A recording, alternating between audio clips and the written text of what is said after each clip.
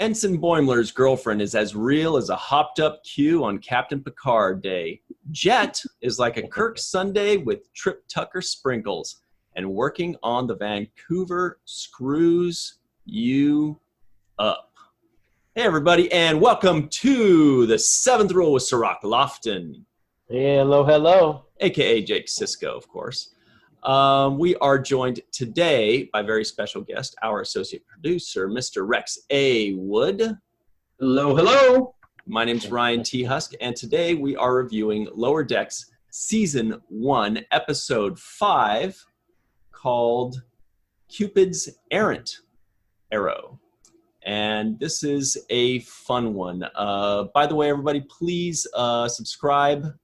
Please hit the bell icon because we know everything's tough right now. We know everything's crazy, but we want to support people. We want to have fun together. And the freest way to support people is to subscribe. The not free way is to go to patreon.com/the7thrule. But otherwise, just subscribe. Say hello. It's like a high five. It's like a thumbs up that says, thanks for doing this. We're having fun. Anyway, let's talk about this episode because I really enjoyed it. What about you guys? Oh yeah. Really good episode, especially with everything that's going on. And so it's the classic thing if you got the nerd that maybe never has a girlfriend, but now gets a girlfriend, and nobody believes he has the girlfriend. Matter of fact, especially when they talk about him, having girlfriends on the holodeck, and things like that. So yeah, I mean, it's that classic one that they kind of take that turn of here's the guy that doesn't have a girlfriend, but now he's got a real girlfriend and nobody believes him, especially Mariner. She doesn't believe him at all. It's like, is this being done on the holodeck? That kind of thing. So yeah, just a really funny episode. Cirroc. Yeah. I felt like this might have been the best episode so far. That's what I came away with. I felt like it was the best episode so far. What did you think? I don't know if it was the best. I still feel like the last episode was better. Mm-hmm. That's the other one for me. Yeah, with the mom. I just, and her being demoted and getting all the menial jobs. I like that episode a lot. But this episode is in line with with the theme, and I just feel like they've really hit a nerve as far as what they want to be about on this show. And that is sticking with the comedy, sticking with their themes on the show. So I do like where they're going. They're starting to bring in other characters and develop them. So we're getting to see new characters. I think we saw, Barb's obviously his girlfriend, and then we saw this character Jet, the handsome black guy. So he's pretty ripped too. He's pretty ripped, and it's just good to see I feel the chemistry emerging. I feel like everybody's becoming more real to me. So yeah, I like the episode. I didn't dislike it. I just don't know if it's my favorite yet. I still think that it's in the line. It's up in the top. Yeah, the last two for sure. Rex, you got the picture of those funny aliens. I don't remember what they were called. Aliens, yeah. I think they had a name because they were trying to save their planet by destroying one of their moons. Yeah. And what was really funny about it was that they all kind of had like a human persona to them, because you would hear all the things that we would normally hear, like people like, Greenpeace or something like that, why they shouldn't do something. And it's right. Like, my family's been living on this moon for years, and if you do this, our crops are going to go bad and all that kind of stuff. And they have to decide what moon they're going to get rid of in this episode. So there was kind of a lot going on here, because you had the deal with the girlfriend with Boimler, and then you had this whole thing going on too. Plus you had the jealousy about the two ships going on. That one's the really classy starship and the other one isn't. And, it starts out with they're in the engineering department, everything's going bad. And they're like, yeah, it's kind of our job to put, the duct tape and the stuff on this ship to keep it going. And they're real jealous about, the other ship. And then of course, towards the end, you find out that really they find out what the importance of the other ship is, about being on their own ship and what that ship means to them. So Right. that was actually something else that kind of ran through the episode too, is that, yeah, things aren't always greener on the other side. And sometimes your home is your home. Sometimes they're so- purpler. They're, Right. they're, I guess maybe they'd be called the Mixtons because they're from Yeah. Mixtus 3. Yeah. Yeah. Before we, really talk too much about the episode, we'll handle the elephant in the room. To me, was that holy moly, there were so many references in this episode that it was mind blowing. I mean, some of the other episodes definitely had a lot, like the very end of the first or second episode where Mariner's just naming a bunch of names, but these were everywhere. I mean, they mentioned Chicago in the 20s, which is reminiscent of the original series episode. Even though that was an alien planet that just was like Chicago in the 20s. But there were so many that I just kind of want to go over a few of them, or all of them that we found.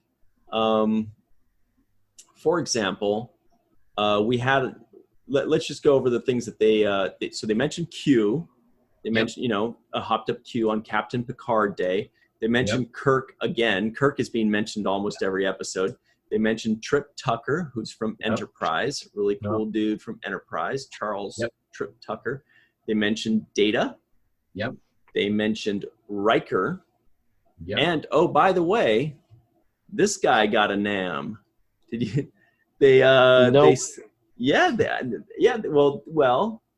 Well, they said Parasite Husk. There you go. A parasite. So, not the most flattering non-appearance mention I've ever had, but it's the only non-appearance mention I think I've had in Star Trek, as they mentioned the word Husk 3 times. For those of you at home, I'm Ryan T. Husk, not a parasite. No P in there. Parasite. Not Ryan Parasite Husk. He's a paradise. Paradise. Yeah. They also mentioned a salt succubus, which could very well be the salt monster right here. Yeah. A quick question before you move on, Ryan. Yeah. Where was Data mentioned and how? And also, how was Trip Tucker mentioned? Okay. So Trip was mentioned when they said he's like a Kirk Sunday with Trip Tucker sprinkles. Yeah. Meaning like he's a sexy dude, I guess. Yep. Okay. And Data was mentioned in the flashback, when it shows the flashback scene of like when Mariner's like, I've seen some things, man, and some stuff, and then they go back in the flashback and she says, and she's talking with the people and they're like, oh, what's going on? Oh, have you seen what's going on in the Enterprise? Data's got an evil twin brother that he learned that teamed up with the Borg. And so they're talking about the Best of Both Worlds parts 1 and 2, one of the best two-parters ever in the history of Star Trek. So they're talking about that as if in that flashback that was happening right then, which would be like 1991-ish or 90 or 91 to us. Also, one thing to mention in that scene, something that's really cool is they were wearing different uniforms. Yeah. They were wearing the uniforms that Cirroc, you guys later had on Deep Space Nine in the later seasons. Remember when they had like the gray tops? It was like black bottom and gray top and like the purple, whatever. She was wearing that. They were all wearing that. So it was like, and it's also called like the First Contact uniform because they had that in First Contact, the Next Generation episode. And lastly, for uniforms, when Mariner was out in her spacesuit gear flying over to, the thing, she looked like she was wearing the spacesuit that they wore in First Contact as well. I believe it was Picard and Worf and Hawk, Lieutenant Hawk. Yeah, right. So that could have very well been the same thing. So that was a lot of, just so much stuff. Oh, no, it was a parasitic exoskeletal husk. That's not as bad. Exoskeletal husk sounds like my Did you also notice when they were in the bar, they made a reference to how Next Generation, what kind of series it was, because she said it, and they go, it seems like it's something every week. Yes, that was the next thing she said, right? Yeah, that was really funny too. It's kind of like, okay, we're going to really talk about that series. Yeah, when she mentioned Data, then the other one's like, what? It's like a new thing every week with those guys. Which is Okay. obviously a funny little nod there. Yeah. A little bit more of the F-bomb in this too this time. If you notice, we are getting a little bit, it's getting bleeped out, but we're hearing it a little bit more. You know, it's funny. Yeah. I mean, it's definitely relevant, but, you know, you're just hearing it more often now. But really, really funny stuff. Funny stuff. Last bit of references until I see other ones in my notes. When the guy freaks out that's trying to get them to get Tendi and Rutherford to stay with the T-88, he says he's like tired of being there. He says, it's like, tow this space station, calibrate the Dyson sphere, go back in time and kill the guy that was worse than Hitler. Dyson sphere we mentioned before. Tow this space station. That was in the first episode of Deep Space Nine. That was in The Emissary, tow the space station.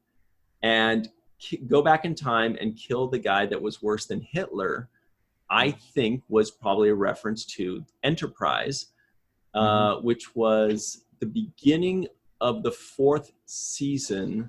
They started with a 3-parter, a three episode little arc. It was happened in Nazi Germany, and there was like aliens, and it was terrible. It was not very good, but then 4th season got really good after that. Anyway, I think that was the reference because it was Nazi Germany and there was this alien, right?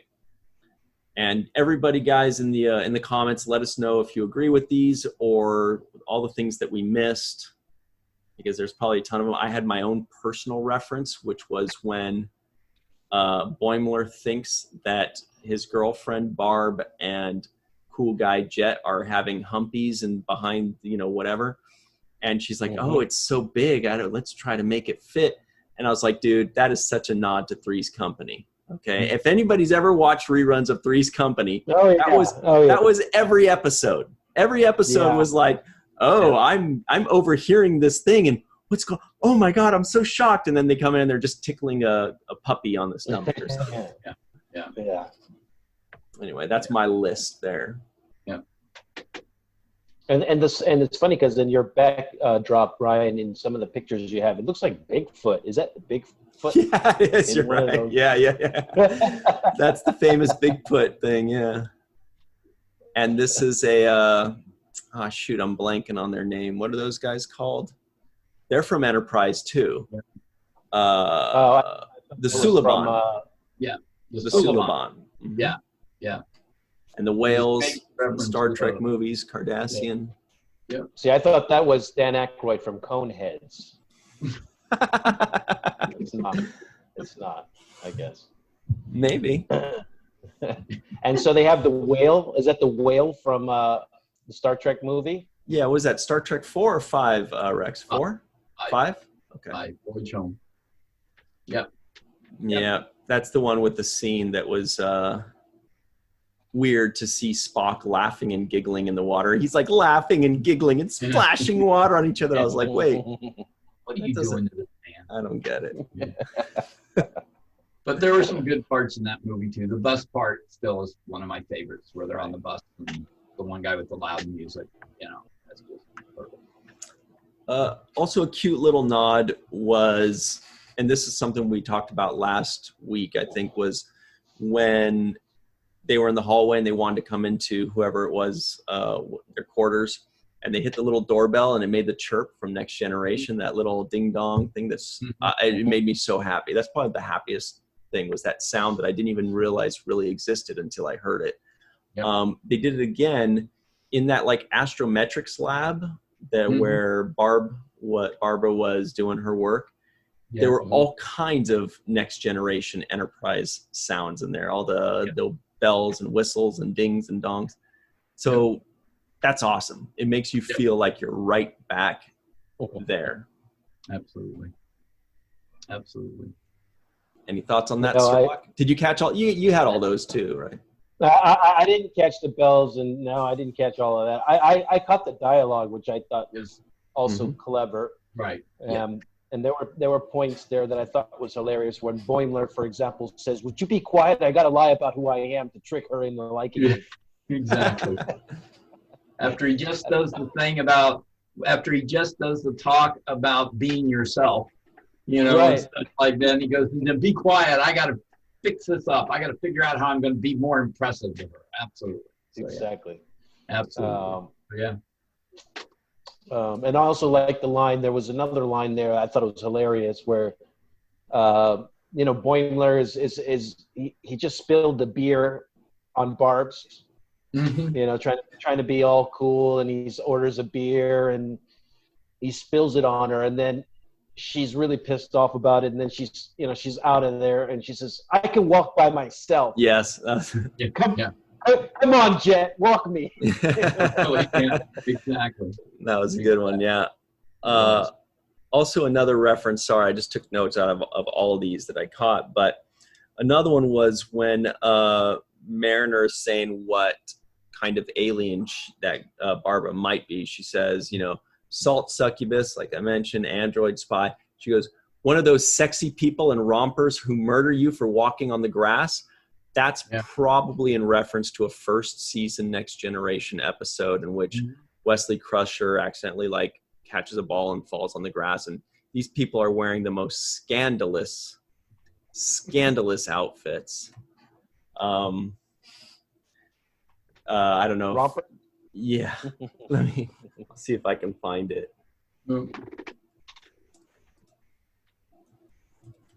Yeah, I saw a shout out to the Yosemite. Did anybody pick that up? Mm-mm. There was a ship called the Yosemite. You did? Actually, I don't think I did. I don't think I did. No. Yeah, I think it's that ship behind you, actually, Rex. I have the Yosemite. I saw it on there. I know what you're talking about now. Yeah. Yeah, it was just written really, really quick. They didn't mention it, but it was in the background. Yeah. Yeah. And I like the part. Well, what was funny also is where, you know, they're on the shuttlecraft and they're saying what they're saying. And Boimler comes running in the back of it. And it's actually, if you look behind me, you can see him pointing his finger at him. And he goes, I hear sex. You know, that kind of thing. Yes. You know? Yes. And that was really funny. You know, he says sex. You're not sex. You're not sex. I hear sex. You know, that kind of thing. And it was just really, really embarrassing for the poor boy. That's all I can say. You know, the other part that's embarrassing is the astromester slab where he comes busting in and then knocks all the planets all over the place. And then, of course, Jet has to fix it. You know, and he's trying. Boimler's they're doing us, and he can't get it to fix. And Jet just goes, "I'll take care of it for you." And he comes and pushes a few things, and it all just comes together again. You know. Yeah. And here you are with your girlfriend, and you just can't get the tech right. You know, and the guy that you're really upset with, that you think is now with your girlfriend, gets it right, and you look kind of stupid. You know. So yeah, it was interesting. It was interesting. And it's funny you brought that up, Rex, because I thought that one of the things that they were doing with that particular moment was playing on the previous episode, which showed Mariner being promoted even though she was doing, you know, bad stuff and messing up. So I thought that Boimler now was carrying that theme forward into this episode by being a screw up. Yep. So to see if he can find a way to get promoted. But that wasn't where they were going, but that's what my initial thought was. You also got to see that really good friendship between Mariner and Boimler, where she's really worried about him, and the girl being an alien, you know, really feels like, you know, there's a good friendship there. You kind of wonder if there isn't more, if there isn't going to be more down the line at this point. Yeah. But at the same time, you're sitting there going, okay, you know, she's taking care of him. She's watching out for him. Those kind of things, which she's done pretty much through the whole thing. You know, she realizes he's just not. Well, he's a few cards short of the deck. That's all I can say. Yeah. Hey, Cirroc, what do you think of these outfits that they used to have on Next Generation? Oh, God. You know what, Ryan? I think you just found your next cosplay. Oh, no, I didn't. No, I did not. No, I did not. I think found something worse than Bashar's jumpsuit that he wears. I think that's actually a lot worse. Wow. Yes. That was the episode that we didn't win Best Wardrobe. No, well, there were some people that really liked these wardrobes. Jane But Fonda. yeah, it was basically the entire planet was like this, was people dressed like this. And Cirroc, the best part about it is they didn't have cars and they didn't walk. They only ran everywhere. So they just ran around. Yeah, everybody was just running in these tiny little outfits. This poor guy looks like he's definitely already sunburned. Yeah. I didn't know David Hasselhoff was in an episode of Star Trek. That's pretty interesting. But what episode is this? Is the Next Generation episode? I believe it's called Justice. Wow. Yeah. Well, they're not doing that outfit any justice. I'll tell you that. Was that like they had a very low budget that week on costume, and pretty much toilet paper maybe? I don't know. I mean, it's kind of like a college party where you just have to wear a toga. You know, one of those toga parties. I'm looking at the bottom portion of the males, and that's just I don't know. What about this one? All right, this is a kid show, man. This is a kid-friendly show. What the heck is that? Wow. It's a Star Trek, dude. They showed this on television? They did. This is first season Next Generation. This is why you guys were lucky enough to start in 1992, not in 1987, because all this kind of stuff got ironed out. This kind of stuff went away. Yeah. This is the kind of stuff that made old Star Trek fans not like Next Generation. Was when they were seeing. I mean, we had some, TOS had some weird costuming in it too, but this just really takes the cake, I think. I don't know what somebody was even thinking here. Wow. So we'll take a quick break. This might still be here when we get back. Might not. Hopefully not. We're open. Anyway, we'll be right back on the Seventh Rule. Hey, everybody, and welcome back to the Seventh Rule with Cirroc, Lofton, and Commander Rex A. Wood. I'm Ryan T. Husk. We have a better... There we go. Nice. You got it. We have a better background. And Rex, you got an awesome background. What was that alien's name? Yeah, some kind of... It's like was a... Now I can't even remember. It had some weird names. Slime, but it was. I got it. It was a Harvongian shapeshifter. Shapeshifter, that's what it was, and it was shape changer. They called it. Shape changer, and then it was they were talking about the guy that her friend was dating this guy that was kind of hot like Jet was, and this is what happened was that she makes a joke. She goes, "It's not like you're a shapeshifter," and all of a sudden he turns into the shapeshifter.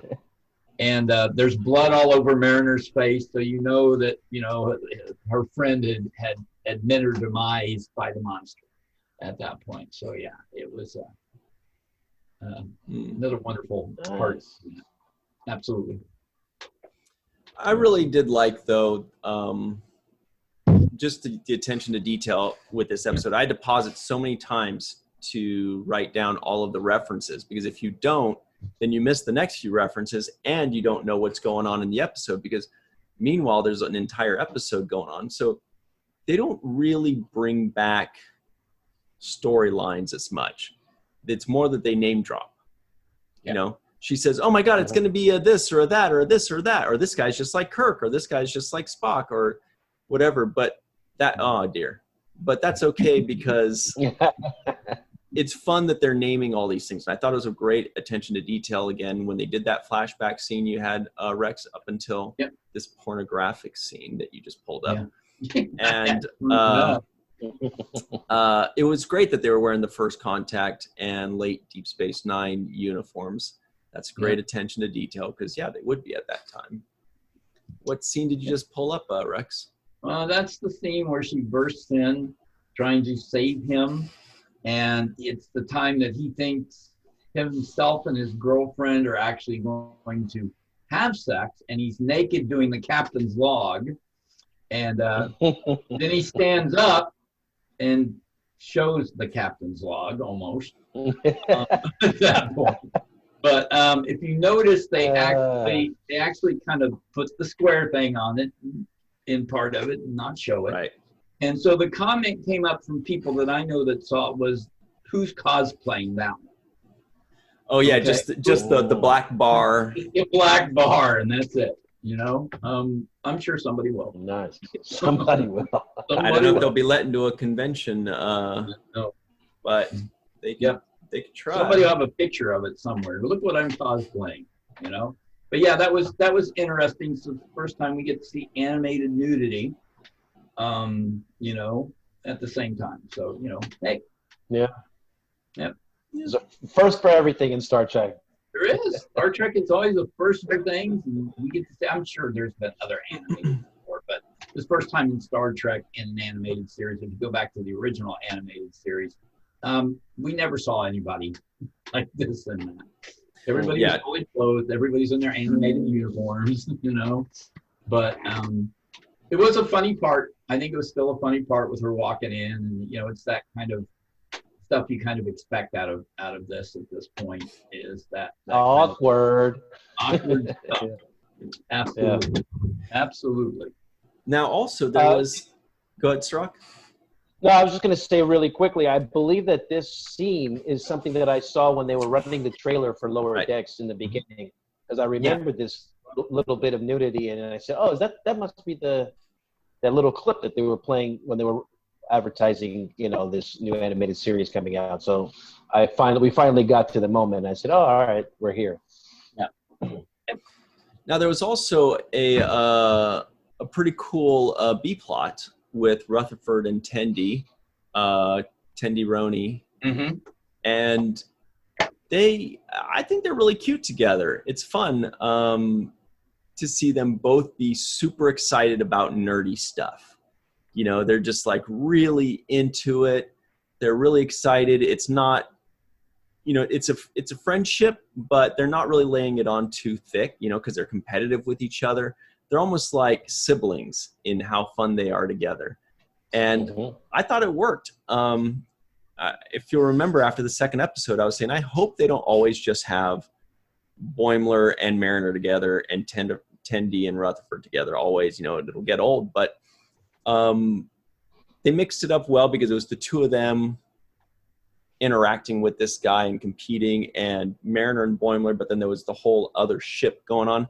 I thought it worked really well this time. Yeah. What do you think about that? Different plots going on in this too? I mean, it just wasn't, you know, on Mariner and on Boimler, but there was stuff going on the whole time. The aliens, and going on with those two, getting the gentleman, the officer that was trying to trade places with them, and fake transfers and fake his own transfer, you know, and that's where the plot comes in about how you get more appreciative of your home or your home ship. Right. You know, absolutely. Cirroc, what do you think of the subplot there, or I should say the B plot? You think that works? You liking these characters a bit more? Or is it? What do you think? I'm still lacking on those characters. I still think there needs to be more identifiable characteristics about them. And the other problem I have is that they're very similar. They're both, you know, real science, you know, centered people, and they're almost the same characters. So I just feel like they need something separating that identifies them. That's why I said I like the way Rutherford had that cyborg twitch, and he used his implant finally this time for you. Yeah, he finally used it, which I was happy to see that they brought the cyborg part back into the mix, where he says it's not like I was recording everything with my cyborg eye. And I thought that, but I was. And then you can see the end recording, like, you know, press stop on his eye. So I like that. I like that. I feel like they need to lean more into the awkward mix of cyborg, human, you know, kind of malfunctioning or whatever it is that they're going to do. They need to lean farther that way with Rutherford. They can keep Tendi the way she is. But I think Rutherford needs to be something different. There has to be something more unique about his character. But I did like also in this particular scene when they were battling and having their conversations, they were arguing over who deserves the T-88 more.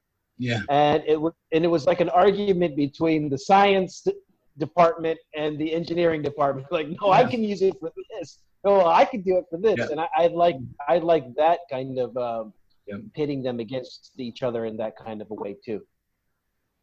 Absolutely. That's kind of like a Bashir versus O'Brien thing right there. Yeah. Exactly. Yep. I like that. I also like that when they were reminiscing on the sound of the door. The sound of the door. Whoosh. Yeah, they both said whoosh. Yep. Yeah, so that was kind of cute too. Yeah. Mm-hmm. Very, very cute. Yep. Okay. So I don't think we're gonna see any, these characters again from the what was the ship?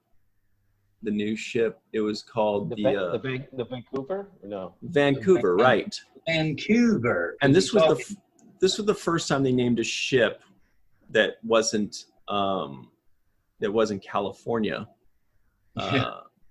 Related in some way. Yeah. As far as we know, Vancouver is either in British Columbia, Canada, right, or there's also Vancouver, Washington.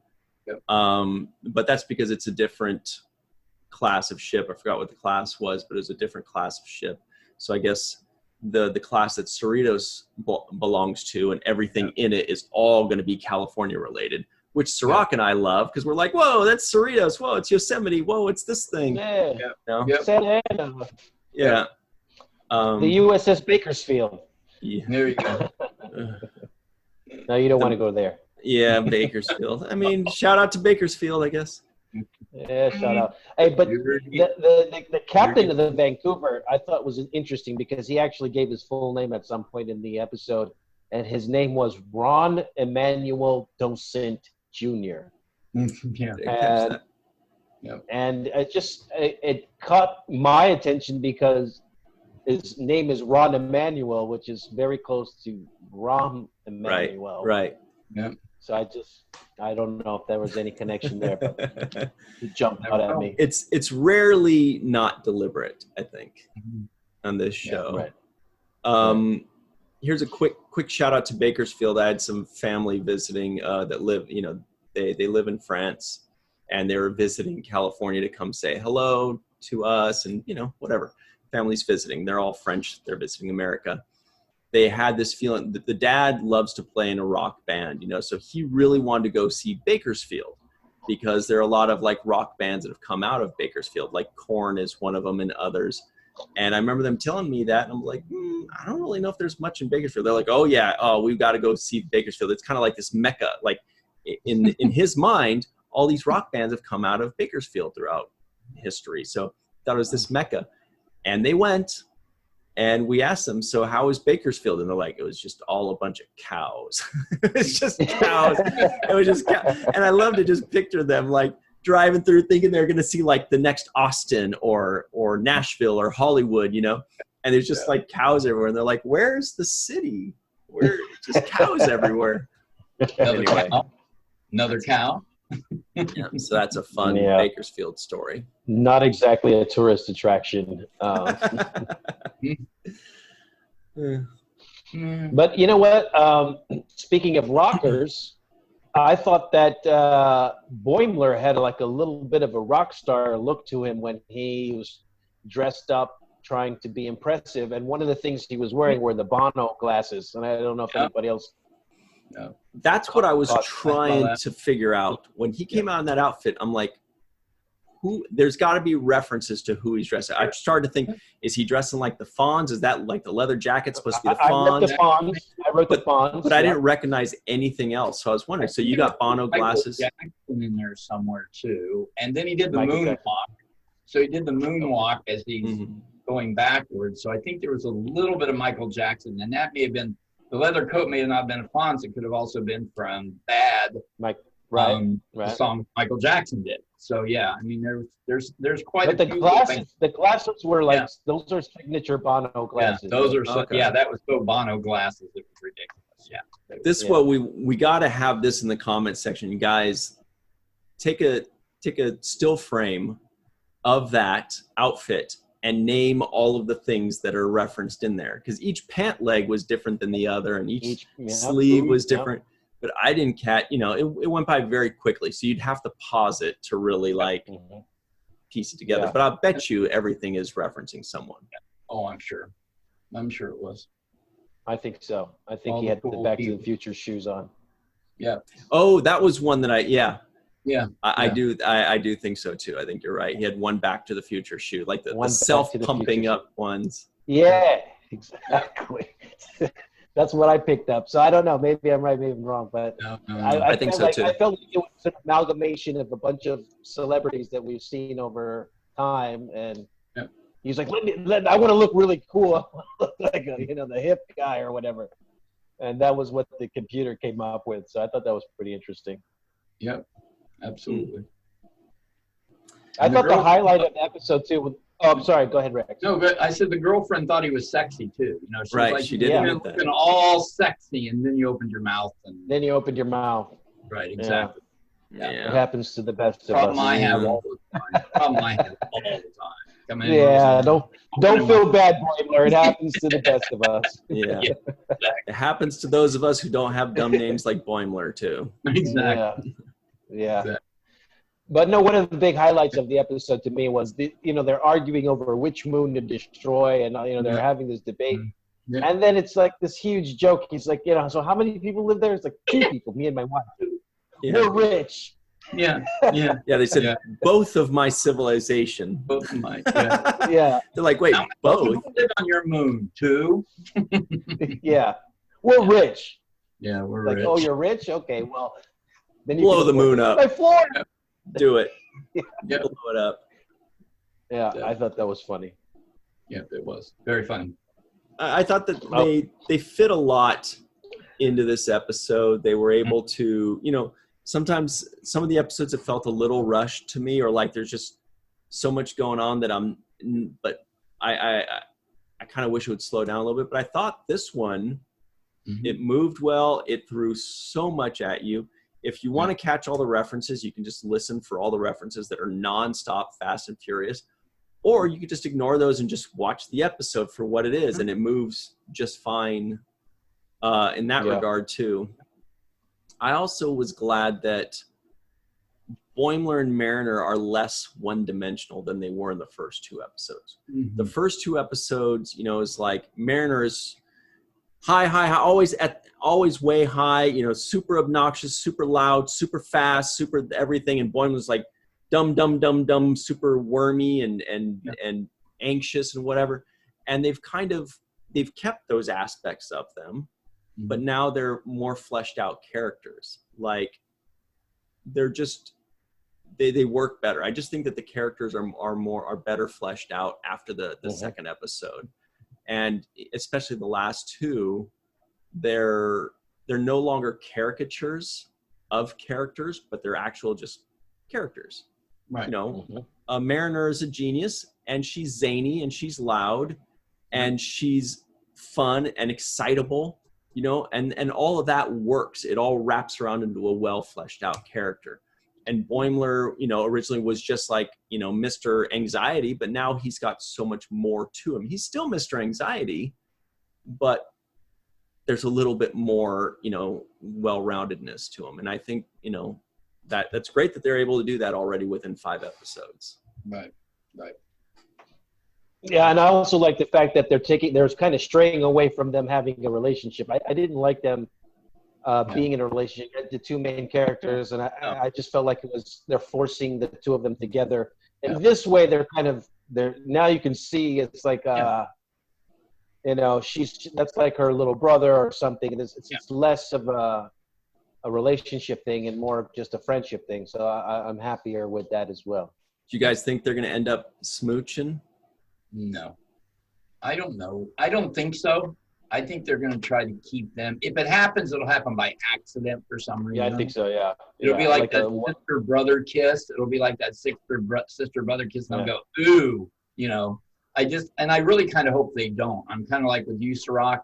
They need to keep them on that kind of, she's kind of the bigger sister to him.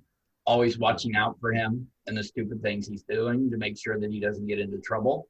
And he's kind of that person trying to give her a little bit of reality at times of, you know, you got to settle down a little bit too, and be a Starfleet officer and not be so, you know, so much of that yelling person and that loud person and things like that. So I'm hoping that that doesn't happen. It doesn't mean that they won't come up with an episode that maybe it starts going that way and then they realize, no, this isn't what we're supposed to be doing. You know, I can see that, but that's it. I just hope they don't go in that direction with them. Me too. Yep. Me too. Cirroc, do you think they will end up hooking up, or do you think I think they will end up hooking up, but I think it'll be one of those awkward, like, hooking up and let's not talk about this again. That was an accident. I think they'll end up hooking up to some degree, but it'll be like a one-time event. Little Klingon whiskey or Romulan ale or something like that. Yeah, who do you think will be more inclined to say, let's not talk about it anymore? Mariner. Yeah. I think Mariner would be the one that I say, we're not talking about this at all. You will shut up or I'm going to put you out the airlock. You know? Yeah, that sounds about right. Because you'll want to brag about it. Because, you know, you're going to be like, yeah, look at this. And she's going to go, don't you tell a soul or you're going out the airlock. He'll be like, but I want to tell everybody about my girlfriend. I'm not your girlfriend. Okay, I want to tell everybody about my lover. We're not lovers. Nope. Well, what did you call it? All right, that's enough. It's an accident. It was an accident. Yeah. It was the holodeck. Yeah, don't bring it up again, Boimler. Yeah. So we have a few minutes left only. What do you guys think of the one-off characters like Jet, like the lieutenant that was, you know, freaking out with Tendi and Rutherford? What do you think about those guys? Just kind of like the one-off character. Obviously, Jet was fun. Yeah. He was great. That worked out. I don't know who voiced him though. That was not up yet on IMDb when I checked. I don't know. They should have called Cirroc for that one. He could have done. Well, I could have. I liked Barb's character out of the new characters that they brought in. I liked the girlfriend a lot. I thought she was defined in her personality and her character. Yep. And she also made a very even match for Mariner, who's like a lot to handle, but she was able to kind of be a worthy adversary for her when they were battling each other. Yep. I think actually IMDb just updated it, and I think the actor's name is Marcus Henderson. Okay. Oh, Marcus, yeah. You don't know Marcus. You know Marcus? I know a Marcus. Now he's got quite a bit of credits. Tacoma FD, Snowfall, Homecoming, lots of short films. Anyway, I think that's. So, do you think that a lot of these officers with the receding hairline is a throwback to Picard? Because if you notice, there's an awful lot of them that their hair, there's receding on it, you know, a lot, like they're getting into like that. As they move up in the rank, the hair goes. You know? I think what they're doing is they're just trying to show that Lower Decks is about things that aren't glamorous. You know, nobody's perfect. Yep. You know, there are short people, there are overweight people, there are balding people, there are lazy people, there are guys that scratch their butt. You know, it's like, I think they're just trying to be like, hey, it's like regular people. You know, all the other Star Trek iterations have been like, these are the best of the best. They're perfect. They're amazing. They always make the right decision. And I think this is like, we're the other guys. Yeah, we're the bottom third. You know, and it's okay to be the bottom third. I think that's the biggest thing about it. It's okay. And somewhat the bottom third has more fun sometimes, you know. So you're kind of seeing that out of it too, you know, especially with like last week's episode where they're talking about the buffer time and that kind of stuff from last week. Yeah, they're having a good time. The margaritas out of the replicator and things like that. So yeah, they're just, you know, they're having a good time, and that's good. Speaking of buffer time, Jet was buffer than Boimler. Yeah. So. Oh God. Oh no. Anyway. We do want to go ahead, Cirroc. No. You go ahead. He's like, I'm not bailing you out. We do want you guys in the comments below, because this, we released this thing immediately upon, after they premiere the episode. So I'm sure there are tons of stuff that we've missed. There are tons of Easter eggs and references and storylines and whatever. So whatever we miss, let us know in the comments section below. Get that conversation going, because this is just the conversation starter. This is the appetizer. But there's a ton of stuff we probably missed, or maybe even got wrong. I'm guilty of that sometimes.